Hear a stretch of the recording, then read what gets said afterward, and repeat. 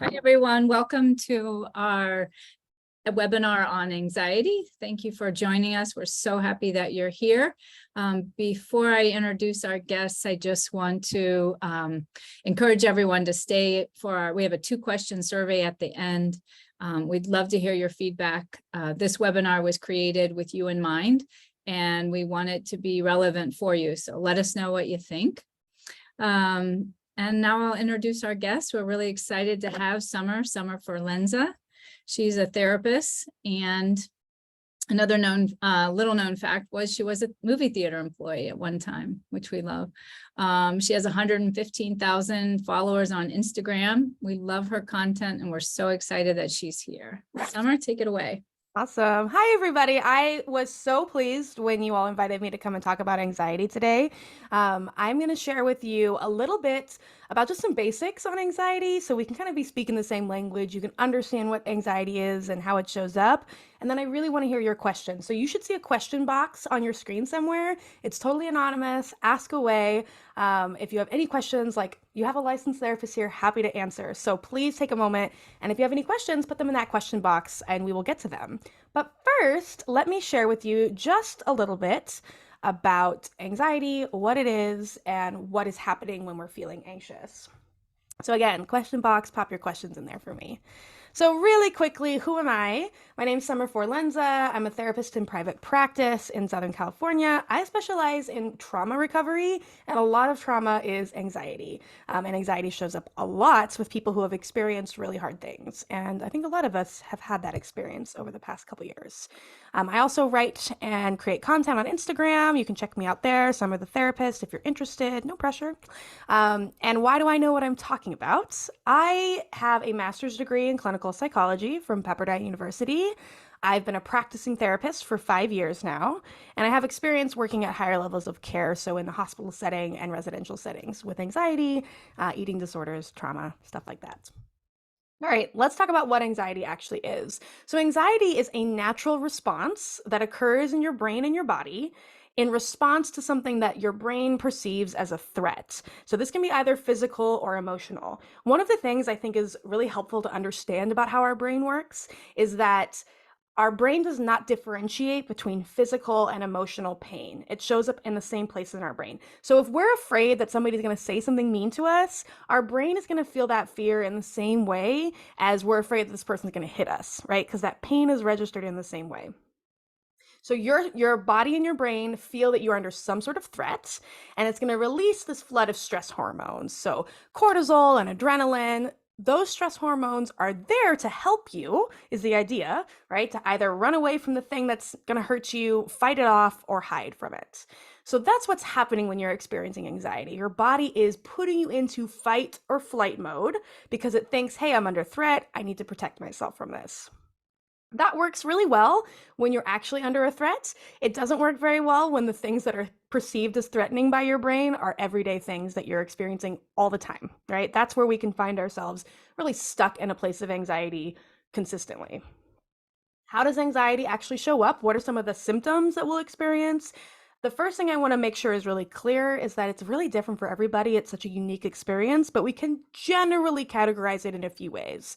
The first is anxious thoughts. So that's when we are worrying. That's when we can't stop thinking about something. That's when we're thinking about all the things that could go wrong in the future. When we're maybe rehearsing conversations in our head so that we know that we can do it right? So anything in the brain, anxious thoughts. There's also a lot of physical symptoms associated with anxiety. So restlessness and shakiness, difficulty sleeping, stomach problems are super common with anxiety, headaches, pain in your shoulders or your back. All of that is very, very common. Avoidance will also happen in anxiety. So if you've ever felt really anxious about like a meeting at work or to run into somebody, you might notice yourself like going in late, trying to not be there, avoiding things that might make you anxious. So it'll change how you behave. It'll change how you act, like your brain and body kind of encouraging you to avoid things.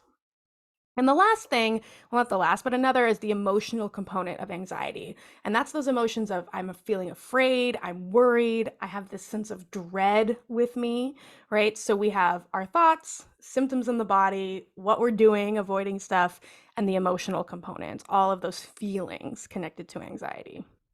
So if you experience any of those things, or maybe only one or a few of those things, that's all very much in the realm of normal with anxiety. It shows up differently in different people, okay? We have some questions for you to see what you already know about anxiety. So there's gonna be 3 questions in the poll that you're gonna see pop up. Take a second, answer those, tell us what you think and what you know about anxiety. And then I am going to start answering some of your questions and hopefully giving you some help with any of the things you want to understand about anxiety, how we can work with it, how we can live with it without it overwhelming us, things like that. So I'm going to stop sharing this right now and just come back to our screen.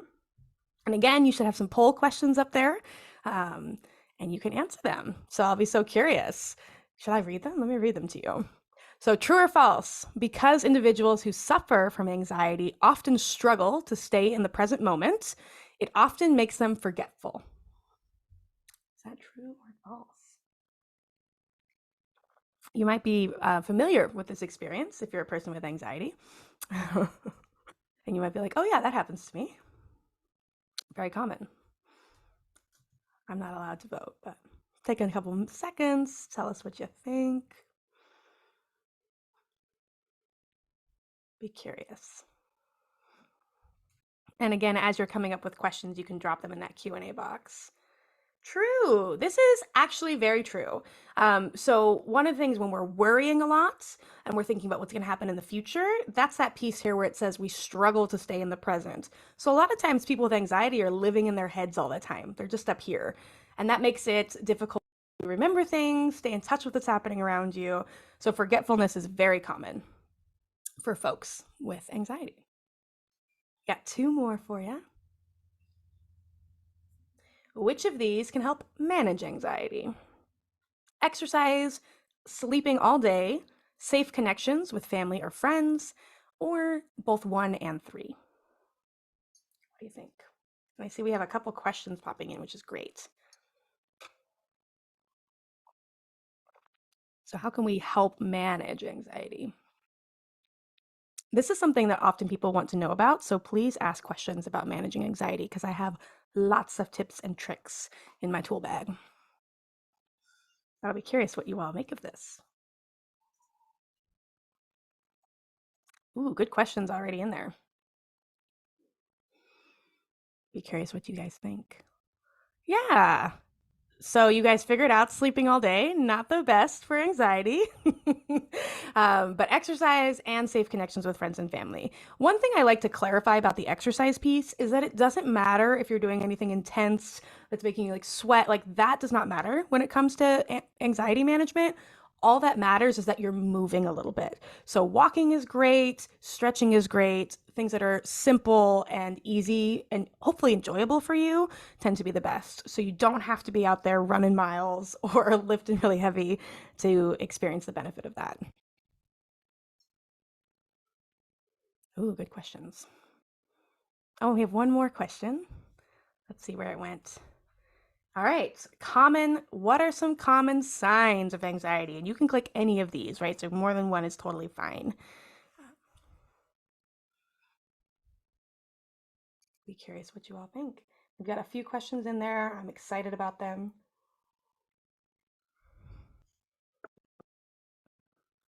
Common signs of anxiety.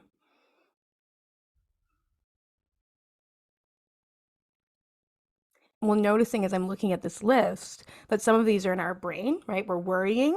Some of these are in our body. We're really restless. We're having a hard time sleeping. Our heart rate is up. We're tremors, right? Anxiety also shows up in our relationships with other people. So maybe we don't want to we avoid conflict. We're really afraid of conflict, and in our behavior. So we're avoiding stuff.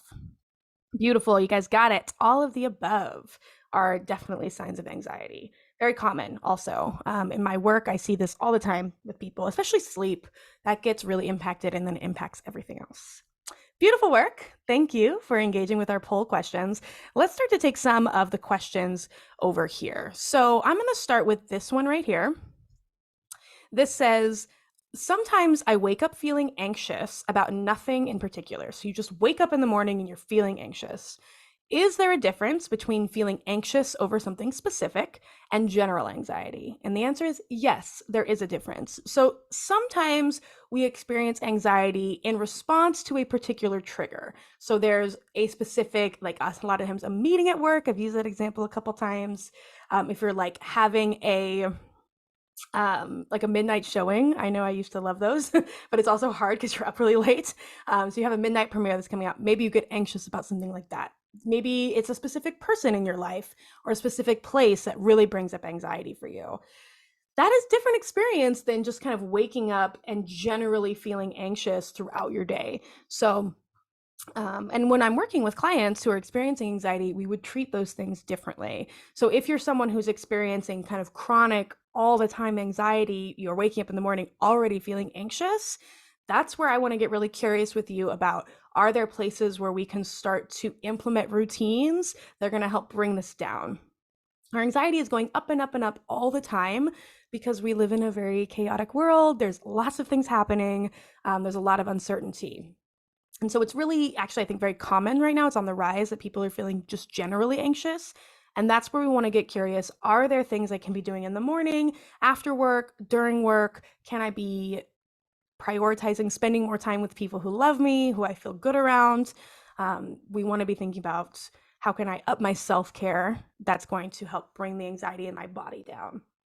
That's different than if we are experiencing anxiety to a specific trigger. In that situation, I would be really curious about what's coming up for you around this experience. Have you had a bad experience doing this in the past? What are you worried might happen when this is going down? And that will help us to explore a little bit what's going on in your body and why you're reacting that way. And a lot of times when we start to think about it differently, we can approach it and feel different about it. Great question. All right. We've got a couple of other ones in here. Let's see. I'll answer this one pretty quickly. So this question is, could my anxiety be giving me headaches or migraines? 100%. One of the things I really think is important to understand about the experience of anxiety, you hear me talking today about your brain and your body. It is not just in your head. It's an experience in our body, right? So when we're flooded with adrenaline and cortisol, which are some of the stress hormones that lead to anxiety symptoms, our body is very tense. Our body is on edge. So you see me, I go like this whenever I talk about it. My shoulders squeeze up because a lot of times we're just holding tension. We can hold tension in our jaw, clench our teeth, grind our teeth, and also in our head. And when we're just tense all the time because we're feeling anxiety so frequently, very common to have things like headaches or migraines, stomach aches, back pain, and soreness, things like that. Very common. Anxiety is not just in your head, it's very much in your body as well. Great questions. Okay, let's see. Oh, beautiful. Okay, okay, I love this question. This question says, let me put it up. When I feel anxious, I often can't think of what to say, like my mind goes blank. Is there anything I can do when that happens? Yes, there are things you can do, and let's talk about it. First, I think it's helpful to understand why that's happening in the first place. So the simple thing, there's two parts in your brain I need you to understand. One is, in the middle of our brain is our fear center. That's where anxiety lives. When we're on edge, when we're nervous about something bad happening, our fear center of the brain is what's taking up the most energy. That is different from what's right behind your forehead, which is your thinking brain. This is where you have access to language. You can describe your thoughts and your feelings. You can have sentences. You can think logically. When you're anxious, you're not using your thinking brain right behind the forehead. You're using your fear brain in the middle of the brain. Why does that matter? Because when your fear brain is the one that's taking over, it's a real thing that you can't express yourself. That is an actual neurological brain thing that you're having trouble expressing yourself. So I hope that you can be kind to yourself and not beat yourself up for this, because it makes a lot of sense that's happening, because your brain is in survival mode. Your brain's like, we're in danger. We got to survive this, and doesn't understand that the anxiety it's sending you isn't actually helpful. So what we would do if our mind is really blank is I want you to focus on calming your body down before you start trying to force yourself to say things or figure out or just think harder. Trying to think harder won't work. What we want to do is help our body feel more calm or more safe so that way our thinking brain can turn back on. There's lots of ways to do this. Breath work is something that a lot of people really like. Some people don't like it, so I'll give you other options too. But one that I love is breathing in and counting in the breaths on my fingers. So I would breathe in 1, 2, 3, 4, hold it for a second, and then exhale 2, 3, 4. And I would maybe repeat that 3 to 5 times. That helps because when we take long breaths, it's a signal to our brain that we're safe and it brings anxiety down. So it calms our body down. The counting helps because it gives you something so that you're not going through it super quickly. And you can totally have your hands in your pockets and just be counting in your pocket while you're in the middle of something if you kind of still need to calm yourself down, but you're doing something. So that's one that I love, breathing in through 4, out through 4, counting on your fingers. If that doesn't work for you, if breath isn't something that really helps, what I might do is I might keep some sort of what I would call a grounding object. So some sort of object that's easy to carry around with you that you can put in your pocket or in your bag or anything like that and pull out when you need it. So this is an example I use a lot. It's like a little crystal. But what I like about it is that there's a lot of like tactile. So it's kind of spiky. It's not going to hurt, but it's kind of spiky. So you might keep something like this in your pocket. Squeeze it gently. You could also use something squishy. You could use like a fidget spinner or a fidget cube. I got all kinds of options in here. And squeeze it, feel what's happening, because as you take your brain away from focusing on what's making you anxious and onto a different stimuli, like this stone or something like that, that's going to help your brain reorient to feeling more in the present and safe. So that is helpful for people who struggle with the breath.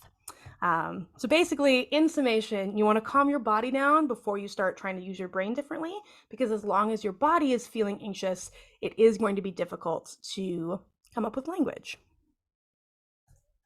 All right, so let's see. We've got some other ones here.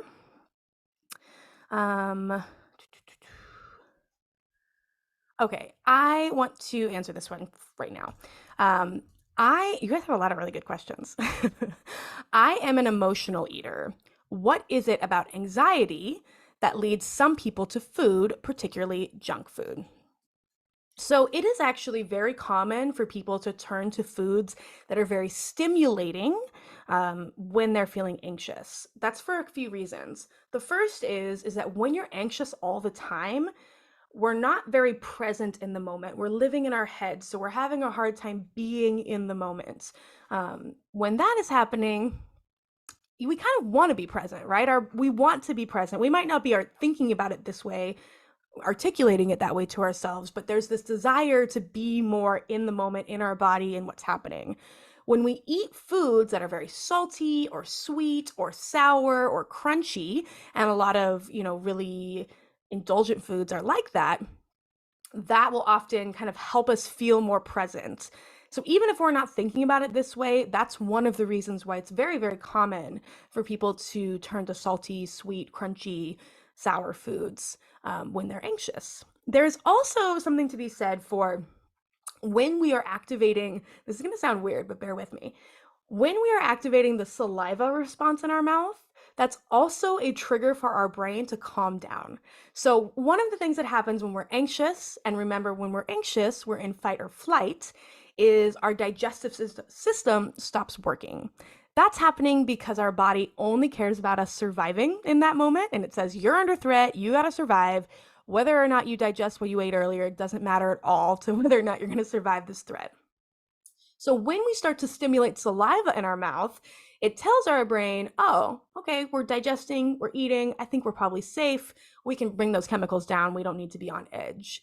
And so a lot of times we're actually sort of hacking that system by eating salty, crunchy, sweet, sour foods, especially sour stuff, because that brings up a lot of saliva. So if you like those sour candies and gummies and stuff like that, could be one of the things happening for you. Actually, this is something you can do to help yourself with anxiety. If you're someone who feels very anxious, I have clients I work with where I'll have them keep like a little spicy candy or sour candy in their purse or their bag or their pocket that they can pop in their mouth when they need to calm down, and it'll just bring them down a little bit. One of the things that can happen when we start to manage our anxiety and really take it on, like address it head on, is a lot of times you'll see emotional eating decrease because you don't need it as much when you have other strategies that help your body feel more calm. So very common. There's a good reason that that's happening for you. You're not the only one. And it's definitely something that can change as you start to learn more about what works to help your body and your brain feel less anxious. Great question. All right, let me go through this a little bit more. We've got a couple other ones in here. Okay. How can I help loved ones dealing with anxiety? What do I do if they don't acknowledge their anxiety, even though it's easy for others to spot? This question comes from a really good place, right? And I think so many of us, myself included, come to the mental health world because we start to see, oh, there's a person I love, they're really struggling. What do I do? How do I support them?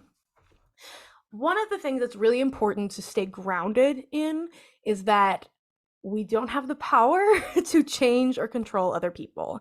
If somebody is very anxious and their anxiety is so palpable, everyone around them knows that they're anxious, but they don't seem to know. That's really frustrating, but we can't necessarily make them be ready and willing to face that. There can be all kinds of reasons that people aren't ready to look at their anxiety. That being said, know that you can't control the outcome. You can't force them to look at it. You can't necessarily change them. What you can do is two things. One, you can model talking about anxiety and how you manage it yourself. So instead of saying, you're so anxious and you need to change and you need to deal with, everybody knows it, and why aren't you paying attention to this? You might say, wow, it's so interesting. When I was at work the other day, I noticed I was getting so anxious about this argument that I had with my coworker. And I was sweating and I was pacing and I couldn't calm down. And, I realized that when I did a little bit of deep breathing, it made everything calm down. Have you ever experienced that? You might be curious with them, but you're mostly sharing your experience, right? Just modeling that this is an okay thing to talk about. It's normal to experience, and there's things we can do to help. The second thing that you might do is you might express, you might say, hey, I've noticed that you seem a little bit on edge. How are you feeling? Are you okay? But being open to the possibility that they might not be ready or willing to talk about that. So we can't force them to change. We can model having a healthy relationship with our own anxiety and emotions. And we can express concern and say, hey, I'm here for you to support you if you need anything. I've learned a couple of things about how to deal with anxiety. I'd love to share them with you if you ever want to learn. But then also, maintaining a level of groundedness that we can't change other people. We can only support them if they want that support. The most important thing is that you keep yourself calm and model having a positive relationship with your body and yourself, and a healthy perspective on anxiety, which is that it's very normal. Everyone gets anxious. Everyone experiences anxiety, and it's okay. That is what I would recommend when we're dealing with a loved one who's got anxiety and who we want to help. All right. Let us go to this question here. What are some common ways anxiety shows up in our body? So we've covered a couple of them, but I think the thing that is important to understand is what is actually happening when we're feeling anxiety. Because if we know that, then it starts to make sense what's happening for us. So again, your brain and body are afraid. They think there's something dangerous in my environment that's going to hurt us. And my ultimate job is to make sure that this person survives. And so I need them to be on high alert. I need them to be on edge. I need them to be ready to fight, ready to run. So you are in fight or flight mode a lot of the times when you are feeling anxious. This is helpful when you're actually in a dangerous situation. It is not very helpful when the danger that your brain is experiencing is I'm going to the grocery store, or I have a doctor's appointment, or my coworker's mad at me, right? Then it's not very helpful to be in fight or flight. When you're in fight and flight, a couple of things happen. One, we talked about your digestion shuts down, so you stop digesting food. This is one of the reasons why stomach aches and digestive issues, GI stuff, are extremely common with anxiety, because this part of our body literally stops working when we're feeling very anxious. Another thing that's happening when we are in fight or flight is that our muscles are tense. So even if you're not consciously aware of it, you're holding tension in your body. A lot of times in the shoulders and the neck and the jaw, maybe the hands, very, very common to be holding tension in those parts of the body. When you are doing that, you're going to have things like pain, soreness, tightness. This might be where you wake up and you're in a lot of pain. You can't really figure out why. That's very common. Another consequence of being constantly tight is that you're going to be very tired. So you're going to be having a lot of fatigue because your body is on edge. It's working all the time. And then that connects with the other piece, which is sleep problems are extraordinarily common. So having a hard time falling asleep, staying asleep, very common experiences with anxiety, and that will add to the fatigue. All of that creates the environment where it's easy to forget stuff, it's hard to focus on things, and that can just make anxiety spiral and snowball into something bigger. So very common ways that we can see anxiety in the body. Oh, we've got just a few minutes left. It goes so quickly. Let's see. Okay, so I'm going to answer this question and then they have a follow-up question here. So it says, I feel like sometimes anxiety is taken out on the people closest to us. Sarcasm, being impatient or argumentative. So true, by the way, so true. How do I recognize this in the moment and prevent or stop it? I love this question. One of the reasons that I do the work I do is because I think of when we understand how our brain and body work and why we're experiencing the symptoms that we are better able to prevent ourselves from projecting all of that onto the people around us. Basically, we become kinder and more patient people when we understand what's happening for us and what's happening for other people. If you kind of see this in yourself, right? When I'm really anxious, I get sarcastic, I get impatient, I get snippy, I get argumentative. Here's what I would think about.